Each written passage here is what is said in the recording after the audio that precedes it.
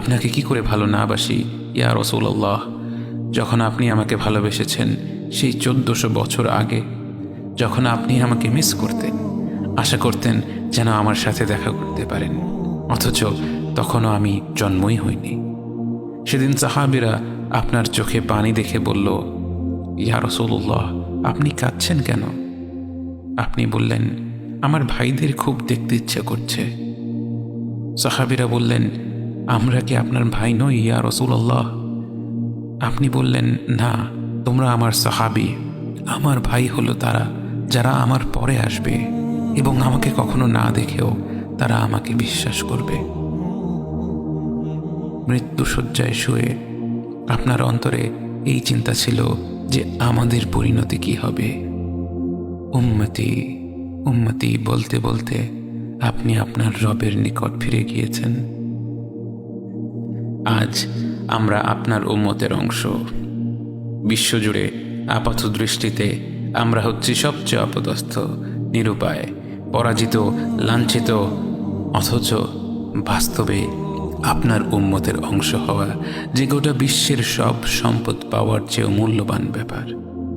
আজ আমার মনে যত আশা, যত আকাঙ্ক্ষা, যত স্বপ্ন, যত চাহিদা, সব কিছু পেয়ে গেলেও নিজেকে এতটা সৌভাগ্যবান মনে করতাম না যতটা মনে হয় আজ আপনার উম্মতের একজন হতে পেরে।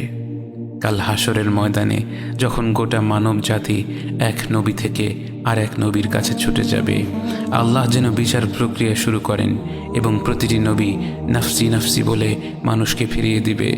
অবশেষে যখন সবাই আপনার সামনে হাজির হবে এবং আপনি গোটা মানব জাতির প্রতিনিধি হয়ে আল্লাহর সামনে সিজদা করবেন, সেদিন আপনার উম্মতের সদস্য হওয়ার পূর্ণাঙ্গ মর্যাদা প্রকাশ পাবে। ইয়া রাসূলুল্লাহ, আপনাকে কেন এত ভালোবাসি তা তো ভাষায় প্রকাশ করা যাবে না।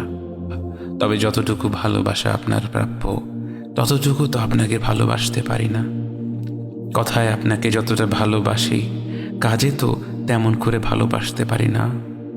আপনার সুন্নতের অনুসরণ করি ঠিকই, কিন্তু ভিন্ন মতের অনুসারীদের সাথে ঝগড়া না করে থাকতে পারি না। ইবাদতটা নিয়মিত করতে পারলেও এবাদতে আপনার মতো আন্তরিকতা আনতে পারি না। বাহ্যিক বিষয়ে আপনার অনুসরণ করতে পারলেও চারিত্রিক দিক থেকে তো আপনার কাছ থেকে শিক্ষা নিতে পারি না। মুখে আপনার প্রতি সালাওয়াত পেশ করলেও কাজে কর্মে উম্মতে মুহাম্মদ হিসেবে আপনার সম্মানটা রক্ষা করতে পারি না। রাসূলুল্লাহ, হাবিবুল্লাহ, নবিয়ুল্লাহ, ইয়া মুস্তাফা, আমরা তো আপনার উম্মত হবার যোগ্য নই, কিন্তু আপনার রব তো সবচেয়ে ক্ষমাশীল।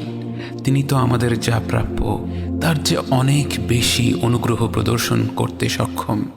আপনি আমাদের যতটুকু ভালোবেসেছেন তিনি তো আমাদের এর চাইতেও বেশি ভালোবাসেন। আমরা আমাদের ভুল ত্রুটি সম্পর্কে যতটুকু অবগত তিনি তো তার চাইতেও বেশি অবগত।